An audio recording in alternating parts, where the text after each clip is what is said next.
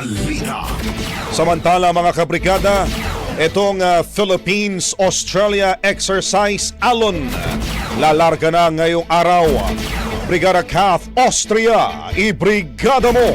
Brigada Live Report. Magsisimula na ngayong araw ang Exercise Amphibious and Land Operations o ALON 2025 sa pagitan ng Armed Forces of the Philippines at Australian Defence Force na isasagawa sa Joint Operational Areas ng Northern Luzon Command at Western Command. Isasagawa ang opening ceremony sa headquarters ng Westcom sa Palawan na inaasahang dadaluhan ng mga opisyal mula Pilipinas at Australia.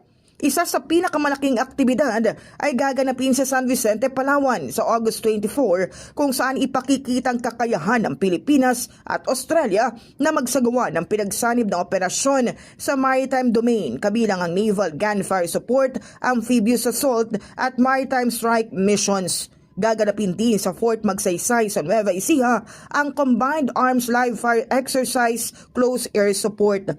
May 6 na bansa naman ang magsisilbing observers mula sa US, Canada, Japan, South Korea, New Zealand at Indonesia. Ang pagsasanay ngayong taon ay magtatagal hanggang August 29.